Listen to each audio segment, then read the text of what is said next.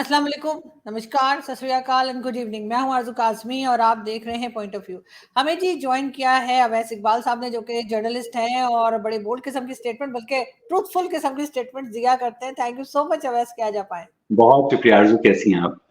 बिल्कुल ठीक-ठाक। अवैस, आज सबसे पहले हम आपसे बात करना चाहेंगे इमरान रियाज़ खान की। इमरान रियाज़ खान साहब की पुरानी वीडियोज़ बड़ी वायरल हो रही हैं उनके वापस आने के बाद से, जिसमें वो कह रहे हैं कि क्या हो गया अगर कोई ले गया, और यकीनन कुछ किया होगा जभी तो ले जाया गया है। साथ-साथ जो है वो साबिर शाकिर साहब और डॉक्टर मोहित पीरज़ादा, उनकी भी एफआईआर कट गई है और कहा गया है कि अगर इनको अदालत के सामने ना पेश किया तो इनको इश्तिहारी भी जो है करार दिया जा सकता है। क्या कहेंगे आप, मुझे क्या वो चल रहा है? शेर याद आ गया मीर का कि मीर क्या सादा हैं, बीमार हुए जिसके सबब उसी अत्तार के लौंडे से दवा लेते हैं। तो इमरान रियाज साहब जब कहा करते थे कि आखिर लापता बलोचों ने कुछ तो किया होगा जिसकी वजह से उनको एजेंसी ने उठाया है, पश्तूनों ने कुछ तो किया होगा जिसकी वजह से उन्होंने एजेंसी ने उठाया है। और मैं इस इस्तिलाह लापता से भी शदीद इख्तलाफ करता हूँ। और मैं समझता हूँ कि जो भी शख्स पाकिस्तान में लापता होता है उसका एक ही पता होता है, और वो आप पारा का पता होता है, और वहां से उनको बरामद किया जा सकता है, बाजियाब करवाया जा सकता है। और मुझे हैरत इस बात की है कि इमरान रियाज साहब के साथ जो कुछ हुआ, उनके ऊपर एक पीयर प्रेशर था। और आज आपके शो में क्योंकि आपको मालूम है कि मैं आपके साथ, मेरे भी कुछ जर्नलिस्टिक कॉन्टैक्ट्स हैं। तो इमरान रियाज साहब को जब किडनैप किया गया था तो मुझे एक वीडियो मौसूल हुई थी व्हाट्सएप के ऊपर, जिसमें इमरान रियाज साहब को स्याह शलवार कमीज के अंदर चारपाई पर उल्टा लिटाकर उनकी पीठ पर जूते मारे जा रहे थे और वो चीख रहे थे। ये वीडियो मेरे पास अभी भी मौजूद है। तो आप अंदाजा लगा सकते हैं कि जिसको हम लोग सॉफ्टवेयर अपडेट कहते हैं, उसके लिए हमारी एस्टैब्लिशमेंट किस हद तक जा सकती है।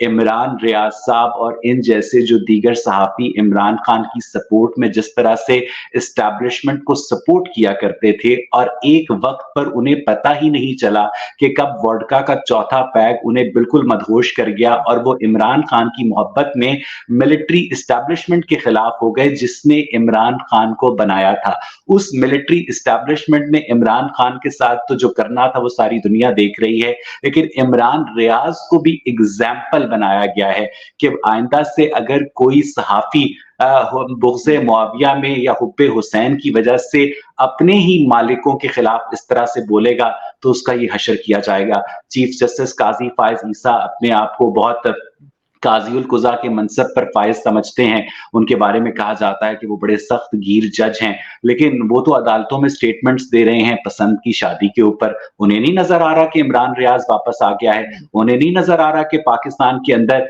इतने हज़ारों लोग लापता हैं। उन्हें बलोच माँओं की आहें, सिसकियाँ, उनके हाथों में जो तस्वीरें होती हैं उनके जवान बच्चों की, वो नज़र नहीं आती हैं? क्या उन्हें आसिम सईद नज़र नहीं आते? वक्कास कुराया नज़र नहीं आते? क्या उन्हें सलमान हैदर नज़र नहीं आते? सब नज़र आते हैं। अगर इसका मतलब है पाकिस्तान के उलमा जो हैं वो क्या इस बात के ऊपर अब एलाए हक नहीं बुलंद कर सकते? उन्हें इस बात की बड़ी फ़िक्र होती है कि फलाँ क्यूआर कोड के अंदर किसकी छवि झाँक रही है, फलाँ बोतल पीने से क्या हो जाएगा, लेकिन उन्हें इस बात की कोई फ़िक्र नहीं होती कि पाकिस्तान के अंदर से किस तरह के इंसानों के बुनियादी हकूक की खिलाफ वर्जी की जा रही है।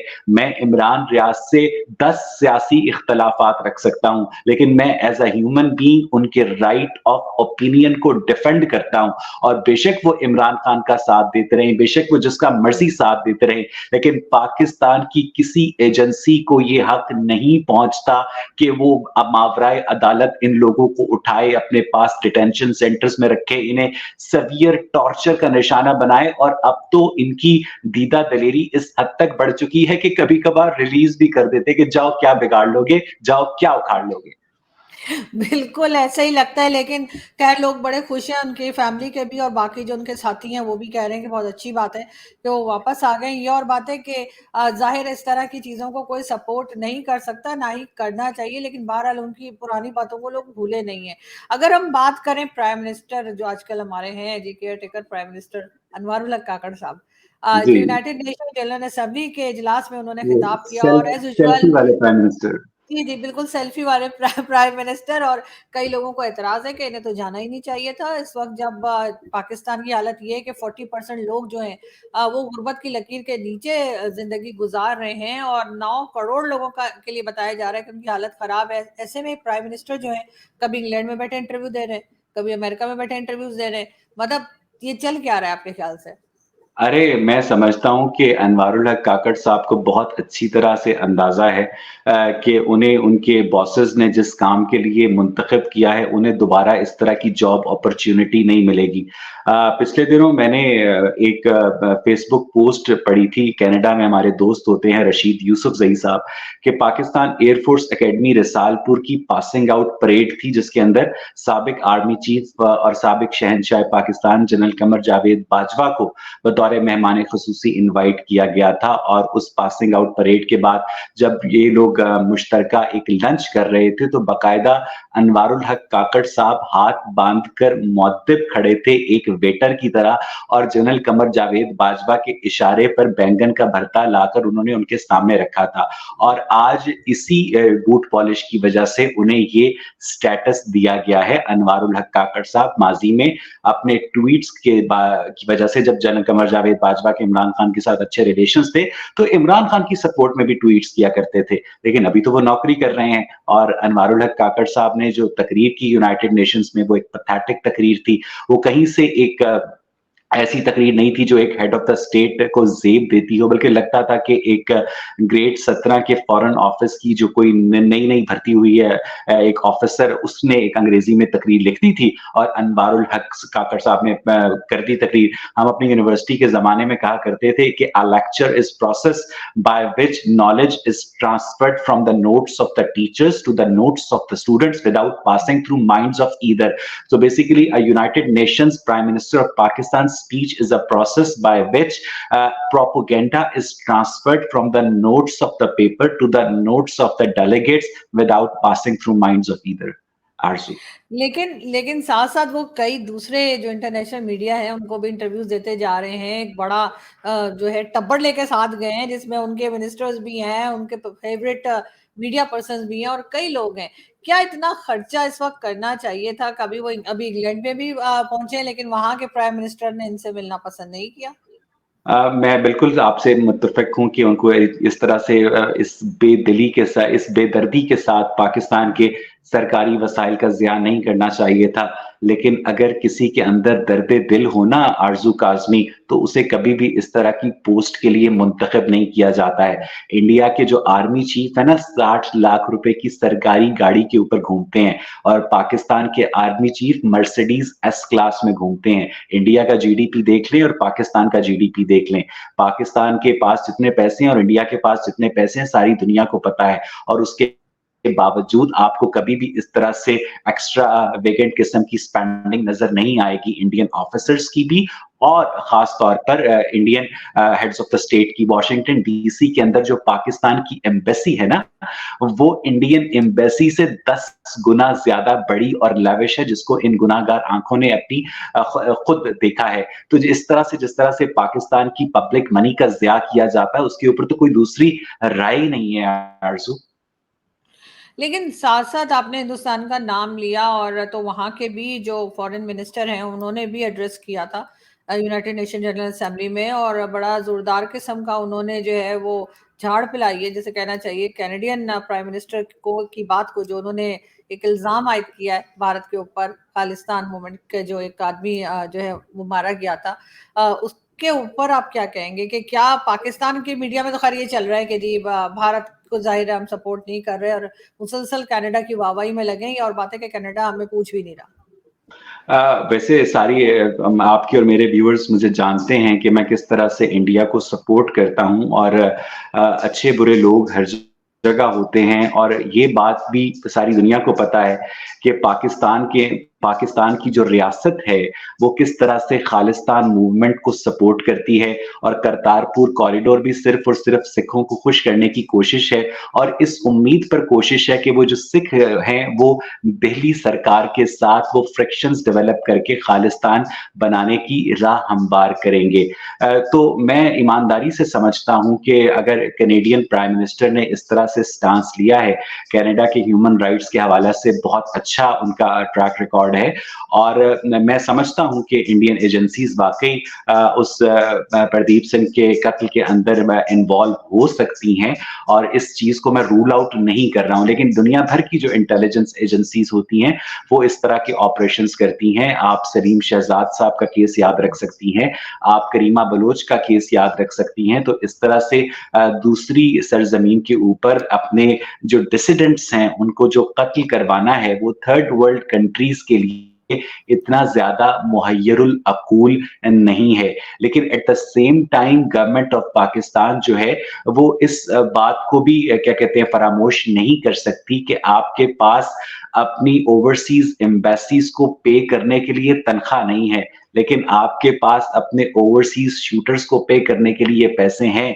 कि आप वक्कास गोराया को मरवाने के लिए एक शख्स को भी खरीद सकते हैं, और इसी तरह इनके पास दूसरे जो डिसिडेंट्स हैं उनको मरवाने के लिए पैसे हैं। तो मैं ये समझता हूं कि अगर ऐसा हुआ है तो ऐसा बहुत अनफॉर्चुनेट है, और जो फ्रीडम है, आजादी है, वो हर शख्स का बुनियादी हक है, और अगर एक ग्रुप ऑफ पीपल समझते हैं कि वो नहीं रह सकते एक मुल्क के अंदर, तो उन्हें उसके लिए एक हर तरह की जद्दोजहद करने का हक हासिल है।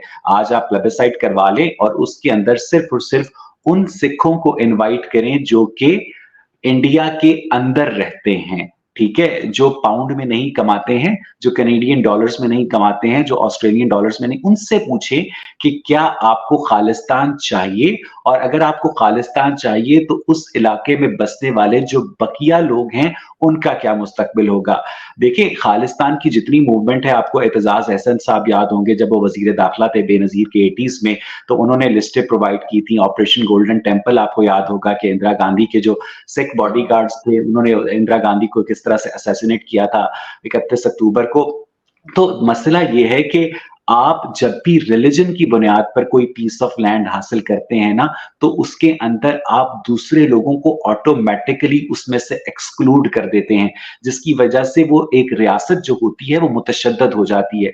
और इंडिया की सबसे बड़ी खूबसूरती करंटली यही है कि वो एक सेकुलर स्टेट है, और वहां पर आप रिलीजन की बुनियाद पर नहीं बल्कि काबिलियत की बुनियाद पर आगे बढ़ते हैं। और अगर इंडिया ने खालिस्तान मूवमेंट को कुचलने के लिए किसी भी किस्म के इनह्यूमन मेजर्स का सहारा लिया है, तो मेरे ख्याल में वो दुरुस्त नहीं है आरज़ू। लेकिन सॉरी उनकी, लेकिन बहरहाल भारत की जो गवर्नमेंट है वो इस बात से इनकार कर रही है, और उनका यही कहना है कि जी ऐसा नहीं किया गया। साथ ही जो कैनेडियन प्राइम मिनिस्टर है वो कोई प्रूफ भी नहीं दे सके, जैसे होता है ना कि कुछ उन्होंने बताए कोई प्रूफ दें, वो भी नहीं हो पाया। लेकिन खैर अच्छा, कहा यही मुझे जा रहा है कि मुझे बैकडोर। मुझे मुझे मुझे नहीं लगता कि कोई भी गवर्नमेंट इस बात का ऑफिशियली इकरार कर सकती है। चाइनीज गवर्नमेंट भी ऑफिशियली इस बात का इकरार नहीं कर सकती है कि वो उइघुर मुसलमानों के ऊपर किस तरह का बेईमाना जुल्म कर रही है। नहीं, अगर गवर्नमेंट ऑफ पाकिस्तान भी इस बात को ऑफिशियली इकरार नहीं कर सकती है कि पाकिस्तान के डिटेंशन सेंटर्स के अंदर किस तरह से उसके सिटीजन्स को परसिक्यूट किया जाता है, टॉर्चर किया जाता है। तो अगर गवर्नमेंट ऑफ इंडिया भी इस तरह का इकरार नहीं कर नहीं, सकती है। वो बात सही है, लेकिन जिन्होंने इल्जाम लगाया है उन्हें कोई प्रूफ भी देना चाहिए। अगर वो Uh, proof the provide the नहीं thing is करेंगे तो फिर वो चीज। the thing is कि जस्टिन ट्रूडो इतने गैर जिम्मेदार प्राइम मिनिस्टर नहीं है कि वो बगैर किसी प्रूफ के ऐसी गुफ्तगू कर सकें। आप मांगे तो इसका मतलब ये है कि वो पर उस प्रूफ को प्रोड्यूस करने की सलाहियत रखते हैं। दूसरी बात यह है कि जब मुसलमान एहतजाज करते हैं कि स्वीडन ने ये कर दिया, स्वीडन ने ये कर दिया, लेकिन कभी भी वो स्वीडन के पासपोर्ट फाड़ कर वापस नहीं आते हैं। तो जो सिख और इंडियंस कैनेडियन गवर्नमेंट के खिलाफ एहतजाज कर रहे हैं, तो उनमें से कोई कैनेडियन नेशनैलिटी को छोड़कर वापस इंडिया आया? नहीं आया है, क्योंकि है ना आरज़ू, ये इकोनॉमिक मफाद की दुनिया है, और इंडिया का इकोनॉमिक मफाद जुड़ा है। ये इकोनॉमिक मफाद ये कि आज जमाल खशोगी आकर जो अमेरिकन गवर्नमेंट ज़्यादा मोहम्मद बिन सलमान को अमेरिका करती है, तो इस बात आपके इंसानी हकूक से क्या होता है? आपको भी मरवा देंगे, मुझे भी मरवा देंगे। इकोनॉमी चलनी चाहिए। चलना चाहिए, रोज़ी-रोटी चलनी चाहिए और बड़े लोगों की चलनी चाहिए आरज़ू। बिल्कुल ऐसा ही है, लेकिन बहरहाल मेरा ख़्याल है कि जो इतने बड़े प्राइम मिनिस्टर हैं कनाडा के, उनको ज़रूर कोई प्रूफ़ देना चाहिए था, और अगर वो प्रूफ़ देने में नाकाम रहेंगे, जो अभी तक वो नहीं दे पाए हैं, तो सिर्फ़ एक किस उनकी बात को हवा-हवाई जैसे कहते हैं कि उस किस्म की बात पे कोई भरोसा नहीं किया जा सकता, और नहीं, मैं आपसे एग्री उसको करता हूँ लेकर कि जस्टिन ट्रूडो आपको जस्टिन जस्टिन ट्रूडो को प्रूफ देना चाहिए था, हुँ, लेकिन ये जस्टिन ट्रूडो की अपनी ज़ाती जजमेंट है कि वो उन्हें प्रूफ कहाँ प्रोड्यूस करना होगा और मुझे यकीन है कि ये अभी तक प्रूफ तो उन्होंने इंडियन अभी तक गवर्नमेंट के साथ डॉज़ियर की शक्ल में शेयर भी किया होगा। प्रॉब्लम ये है कि हम आप छोड़ दें कि ये बंदा कत्ल हुआ है। क्या ये बात पब्लिकली नोन फैक्ट नहीं है कि खालिस्तान जो मूवमेंट है वो ओवरसीज़ सिख चलाते हैं? क्या ये बात पब्लिकली नोन नहीं है कि खालिस्तान मूवमेंट को गवर्नमेंट ऑफ पाकिस्तान हम जैसे गरीबों के टैक्स मनी से सपोर्ट करती है? और क्या ये बात प्रूवन नहीं है कि खालिस्तान की जो तहरीक है वो इंडिया की नेशनल सिक्योरिटी के लिए मसला है? तो जब हम इन फैक्ट्स को मद्देनज़र रखते हैं, तो हमें एक अगर अगर आपको बलूचिस्तान के अंदर एक तहरीक को कुचलने का हक हासिल है, अगर आपको पश्तूनों की तहरीक को कुचलने का हक हासिल है, तो फिर गवर्नमेंट ऑफ इंडिया के पर्सपेक्टिव से भी अगर खालिस्तान मूवमेंट एक रेबेलियन है, तो उन्हें इसको कुचलने का हक हासिल है, लेकिन एट द सेम टाइम इंसानी जानों की कीमत पर नहीं आरज़ू।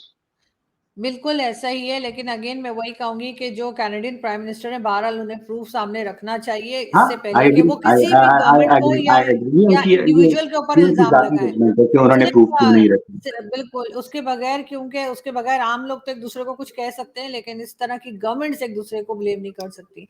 लेकिन हुँ, अगर हम पाकिस्तान की बात करें, पाकिस्तान में जी वर्ल्ड बैंक की भी एक रिपोर्ट आई है, और कहा गया है कि लोगों की हालत बहुत ख़राब है, 40% से ज़्यादा लोग जो है वो गुर्बत की लकीर के नीचे ज़िंदगी गुज़ार रहे हैं। तो कुछ बेहतरी होती हुई दिखाई दे रही है कि नवाज़ शरीफ साहब आ जाएँगे, तो कहा जा रहा है उनकी पार्टी की तरफ से सब कुछ ठीक हो जाएगा। दूसरी तरफ कहा जा रहा है वो जैसे ही जहाज़ से उतरेंगे, उसके साथ ही उनको एयरपोर्ट से ही सीधा जेल पहुँचा दिया जाएगा। आखिर पाकिस्तान का बनेगा क्या? फ्यूचर क्या है? आरज़ू नवाज़ शरीफ की वापसी के हवाले से ना मैंने कुछ दिन पहले फ़ेसबुक के ऊपर एक लतीफ़ा शेयर किया था कि एक शख़्स ना बहुत पुरानी-सी बंदूक लेकर ना रीछ का शिकार करने जंगल में जाता है। वो आँखें बंद करके रीछ की जानिब गोली मारता है, धुआँ-सा छँटता है और जब वो देखता है तो गोली रीछ को तो नहीं लगती लेकिन रीछ उसके पास क पीछे खड़ा होता है। वो बंदा रीछ के पैरों में गिर जाता है और उसे कहता है कि उसे माफ़ कर दे, नहीं उसे खाए नहीं। तो रीछ कहता है कि ठीक है, मुझे अपने साथ बदफ़ेली करने की इजाज़त दो, फिर मैं तुम्हें जाने दूँगा। वो बंदा मरता क्या ना करता, बदफ़ेली करवाता है, वापस आ जाता है।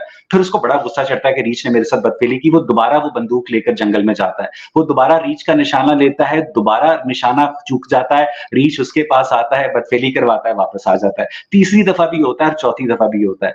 तो मियाँ नवाज़ शरीफ जो हैं, वो हर दफ़ा आर्मी को चैलेंज करते हैं और उसके बाद बाहर भाग जाते हैं। पहले जद्दा भाग गए थे, फिर लंदन भाग गए थे और अब वो लंदन से वापस है। तो मसला ये है कि नवाज़ शरीफ साहब को लीडर बनने का शौक तो बहुत है। हालाँकि मैंने 2018 के इंतखाबात में शेर को इसलिए वोट डाला था कि वो आर्मी एस्टेब्लिशमेंट के खिलाफ बात कर रहे थे। लेकिन उसके बाद जब जूते पॉलिश करने की बारी आती है ना आरज़ू, तो मियाँ साहब के जो भाई हैं शहबाज शरीफ साहब, वो आपने देखा कि शहबाज स्पीड साहब ने किस तरह से जूते पॉलिश किए। तो मियाँ नवाज़ शरीफ साहब के लिए मेरा पैगाम यही है कि भाई या तो आप लीडर बन जाएँ या आप हुँ। सियासत कर लें। दोनों चीज़ें बैक वक़्त नहीं हो सकती। नेल्सन मंडेला को ना कैद में रहना पड़ता है तो वो नेल्सन मंडेला बनता है। ऐसा नहीं हो सकता है कि आप खुद साख्ता जलावतनी इख्तियार किए रखें और उसके बाद आप ये कहें कि जनाब मैं वापस आ रहा हूँ। इसहाक डार ने वापस आकर क्या उखाड़ लिया? कुछ भी नहीं। क्योंकि पाकिस्तान के अंदर रियल रिफ़ॉर्म्स करने के लिए इख्तियार चाहिए और इख्तियार इस्लामाबाद के पास नहीं है। इख्तियार जो है वो रावलपिंडी के पास है। नवाज़ शरीफ दुनिया की बेस्ट पॉलिसीज़ ले आएँ, नवाज़ शरीफ दुनिया के बेस्ट एडवाइज़र्स ले आएँ, लेकिन जब फाइनल फैसला ही आर्मी चीफ ने करना है, अपनी फ़हम-ओ-फ़रासत के मुताबिक करना है, अपने उस करना है जो कि उन्होंने काबुल में उठाया था कि मैं सियासत नहीं करूँगा, तो फिर जो नतीजा है वो आपके सामने ही है ना आरज़ू। बिल्कुल ऐसे ही, लेकिन एक तरफ ये भी कहा जा रहा है कि पीटीआई और पीपल्स पार्टी जो है वो नज़दीक आ रहे हैं, उनमें आपस में बातचीत चल रही है। तो क्या इमरान खान हमें बाहर आते हुए दिखाई दे रहे हैं? द थिंग इज कि ईस्ट इंडिया पॉलिसी की ईस्ट इंडिया कंपनी की जो कि ब्रिटिशर्स की थी, उनकी एक पॉलिसी थी इंडिया के अंदर कि वो डिवाइड एंड रूल पर चलते थे। वो छोटे-छोटे उन्होंने जो राजवाड़े थे वो कायम किए हुए थे, किसी महाराजा को सपोर्ट करते थे दूसरे महाराजा के खिलाफ। तो पाकिस्तान की जो एस्टैब्लिशमेंट है ना, वो हर इलेक्शंस के अंदर हर जमात को इतनी सीटें दिलवाती है कि उनमें से कोई भी जमात ओवरवेलमिंग मेजॉरिटी हासिल ना कर सके। ठीक है, आपको याद होगा कि सेनेट के इंतखाबात में पाकिस्तान पीपल्स पार्टी ने पाकिस्तान तहरीक इंसाफ से ताउन किया था। तो ये पाकिस्तान की जितनी भी सियासी जमातें हैं, इन्हें आपका और मेरा मफाद नहीं अजीज, इन्हें कुर्सी अजीज है, इन्हें नीले हूटर वाली गाड़ी अजीज है, इन्हें झंडे वाली कुर्सी अजीज है, तो वो उसके लिए कुछ भी कर देंगे। और मैं बहुत सख्त अल्फाज इस्तेमाल कर रहा हूं, इसके लिए उन्हें अपनी महरमात का सौदा भी करना पड़े तो ये वो भी कर गुजरेंगे। ये इस तरह का इल्हाक जो है वो क्या चीज है। अगर पाकिस्तान पीपल्स पार्टी बावजूद इसके नून लीग के साथ इत्तेहाद कर सकती है कि नून लीग ने 90 की दहाई में हेलीकॉप्टर से बेनजीर की जो सेमी न्यूड पिक्चर्स गिराई थी, उसके बावजूद अगर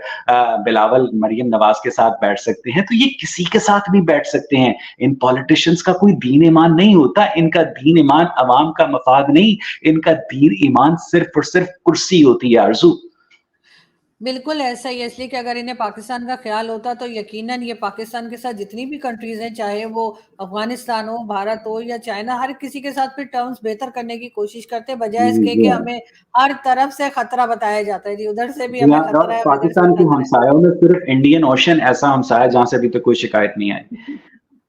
बिल्कुल ऐसे ही, लेकिन अगर सारे हमसाए शिकायत करें तो फिर इसका मतलब है गड़बड़ हमारे अंदर है, हमसायों बिल्कुल में नहीं है। तो बिल्कुल ऐसा ही बिल्कुल। लगता है। थैंक यू सो मच ये अवैस कि आज आरजू आपने ज्वाइन किया। पाकिस्तान को अपनी फॉरेन पॉलिसी के ऊपर जो कि फॉरेन पॉलिसी से ज्यादा एक मिलिट्री बॉयज की पॉलिसी है, उसको नजरसानी करनी होगी और हमें अपनी फॉरेन पॉलिसी से रिलीजन को निकालना होगा, हमें अपनी फॉरेन पॉलिसी से जज्बातियत को निकालना होगा और हमें अपनी फॉरेन पॉलिसी सिर्फ और सिर्फ इकोनॉमिक मफाद से वाबस्ता करनी होगी। जब शहजादा मोहम्मद बिन सलमान जी पास में नरेंद्र मोदी के हाथ में हाथ डालकर खड़े हुए थे ना, तो आपकी जो उम्मत मुस्लिमा का चूरन था वो बहुत पीछे गिर गया था। आरजू लेकिन साथ ही साथ हमें ये भी अपने जो स्टूडेंट्स हैं या जो नई जनरेशन है उसको, बल्कि पुरानी को भी ये बताना होगा कि भारत हमारा दुश्मन नहीं है। ये भी जो हम चूरन बेचा करते हैं वो भी है, लेकिन जाते बिल्कुल जाते मुझे बिल्कुल एक चीज और भारत बिल्कुल भी हमारा दुश्मन नहीं है। पाकिस्तान का सबसे बड़ा दुश्मन रावलपिंडी है। बल्कि मुझे जाते जाते एक चीज और याद आई कि वो मोहम्मद बिन सलमान का कहना है कि इजराइल के नजदीक हो रहे हैं। अगर वो हो गए तो फिर पाकिस्तान को भी होना पड़ेगा, उसके ऊपर बड़ा बवाल नहीं उठ रहा है, नहीं लोग नहीं नहीं बड़ा नहीं नहीं लड़ रहे नहीं हैं। नहीं। मसला ये है कि पाकिस्तान ने तो अपने पासपोर्ट पर लिख कर लगवाया हुआ है कि ये पासपोर्ट दुनिया के तमाम ममालिक सवाए इसराइल के लिए कारआमद है। अगर सऊदी अरब इसराइल के करीब हो जाता है तो पाकिस्तान की इस्टेब्लिशमेंट अपने ही फैलाए हुए जहर के तहत इसराइल के करीब नहीं जाएगी। और अगर इसराइल को तस्लीम करने, असल में ना पाकिस्तान की जो इस्टेब्लिशमेंट की इंस्टीट्यूशनल मेमोरी है वो बड़ी कुछ बुनियादी सी चंद चीजों पर बेस करती है। Anti Israel, anti India, Kashmir का एजेंडा, एटमी प्रोग्राम, ब्ला ब्ला ब्ला। ठीक है, तो उसके अंदर इसराइल को बड़ी कलीदी अहमियत हासिल है, जिसके लिए डॉक्टर इसरार अहमद से बैनर्स लगवाए गए दावत इस्लामी के कि यहूद निसारा हमारे दोस्त नहीं हो सकते। हालांकि वही निसारा इनको आईएमएफ में कर्जे भी देते हैं। तो अगर जरूरत पड़ी तो एस्टैब्लिशमेंट को एक बहुत बड़ा अंदर से क्लिनजिंग करनी होगी अगर उन्हें इसराइल को तस्लीम करना है। आरसू करना तो पड़ेगा उन्हें। अगर सऊदी अरब करेगा तो फिर सऊदी अरब की वजह से ये भी में आएंगे, और मेरे ख्याल है कर लेना चाहिए। और वो बड़े कोई मजे की सिचुएशन, बिल्कुल कर लेना चाहिए, बिल्कुल बिल्कुल कर लेना चाहिए। भाई अगर आप मसला कश्मीर के बावजूद इंडिया को तस्लीम करते हैं तो आप मसला फलस्तीन के बावजूद इसराइल को क्यों नहीं तस्लीम करते? इस बुनियादी सवाल का जवाब मुझे पाकिस्तान के ये ब्यूरोक्रेट्स और रियासती इदारे दे दें तो मैं इनके आगे अपने सारे एतराजात बलाए ताक रखूंगा। बिल्कुल ऐसा ही होना चाहिए। Thank you so much Awais कि आज आप आए, और आई होप कि जल्दी आपसे फिर मुलाकात होगी। बहुत जरूर शुक्रिया। जरूर, thank you so much, thank you take thank you thank you.